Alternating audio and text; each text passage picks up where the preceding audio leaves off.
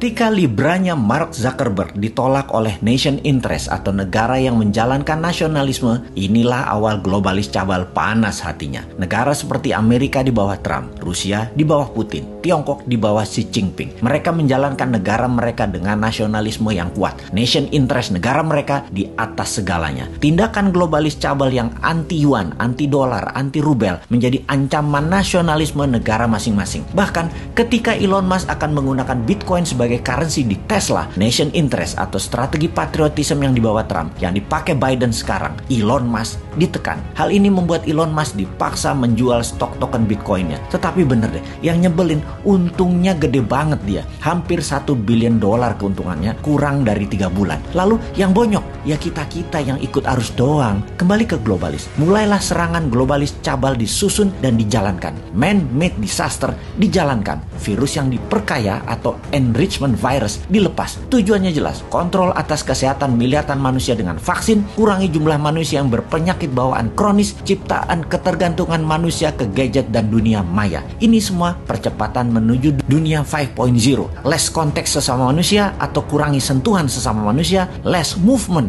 sesama manusia, less cash atau non-tunai transaksi. Sehubungan dengan dunia 5.0 tersebut, kita buktikan misalnya dengan mereview daftar dunia retail dan fashion yang sudah bertumbangan di dunia dan juga di Indonesia. Retail raksasa seperti Matahari, Lotus, Debenham, Tanah Abang, dan terakhir Giant akhirnya ambyar satu persatu tokonya, juga cabang-cabang bank. Namun dunia ini selalu dua sisi melihatnya, dan perlu diingatkan adalah pasar itu selalu sama bahkan membesar, terutama pasar kebutuhan pokok. Jumlah manusia masih sama, kebutuhan dasarnya masih sama. Jumlah manusia masih sama, kebutuhan dasarnya masih sama. Jadi kalau retail raksasa bertumbangan, maka pasarnya pivot atau bergeser. Bergeser kemana? Bergeser ke online. Dan yang punya online adalah globalis. Jadi wajar yang besar bertumbangan. Terjadi pergeseran dari kasta Brahmana yang selama ini mereka berkuasa mungkin sekitar 50 tahunan terakhir. Sekarang angin berbalik. Pemain-pemain kecil berbasis online adalah senjata globalis memakai pasukan lebah yang penuh agresivitas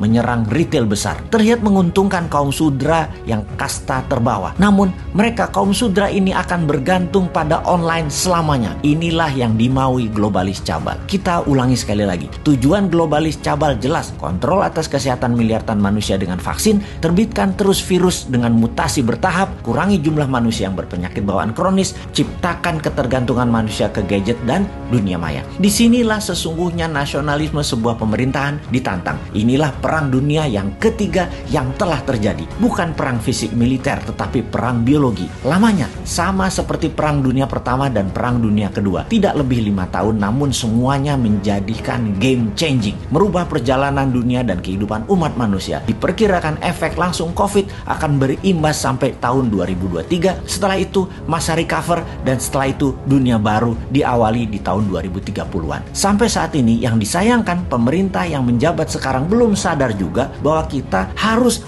on-kan mode perang sejak tahun 2020. Bahkan kalau Bosman ya, sejak tahun 2017 sudah war mode on. Sekali lagi kita ingatkan, sejak 2017 harusnya. Tetapi ya beginilah kalau tidak paham nation interest, nation threat, pelajaran dasar bernegara di banyak pejabatnya, ngertinya hanya berpolitik dalam negeri, bagaimana ambil jabatan. Rasanya kalau dipikir-pikir dalam 4 tahun ini sudah diperlihatkan cara bernegara yang berbasis hutang, berbasis impor, dan sumber luar negeri. Tindakan ini semua hanya untuk asal hidup saja dalam tanda petik. Sungguh bisa gagal total kalau mengandalkan hutang dari luar, vaksin dari luar, investasi dari luar. Kok sulit banget sih? Kok sulit banget mengingatkan betapa kerasnya kepala banyak pejabat yang sudah tidak paham bernegara, galak lagi. Secara bernegara harusnya sudah pivot, bergeser cara bernegaranya. Bukan tujuan bernegaranya yang digeser, tapi cara bernegaranya yang digeser. Demikian juga kepada masyarakat, harus dikasih tahu kemana geseran ke mereka ke depannya. Ini pemerintah harus care, harus mengayomi. Di Republik Sontoloyo, di negara kita punya 2 senjata melawan globalis. Sejak tahun 2018 kita punya perusahaan urun dana Santara dan gold payout system di Naran. Yang satu melawan cashlessnya sistem globalis, yang satu melawan elitis kapitalis. Sayangnya Republik Sontoloyo penduduknya atau membernya masih sedikit, namun terus diperjuangkan. Dinaran baru 250 ribuan, dan Santara baru 280 ribuan. Lihat di akhir tahun 2021 ini, 2 juta warga Republik Sontoloyo akan menjadi pejuang patriotis nasionalis yang akan membuat NKRI negara superpower.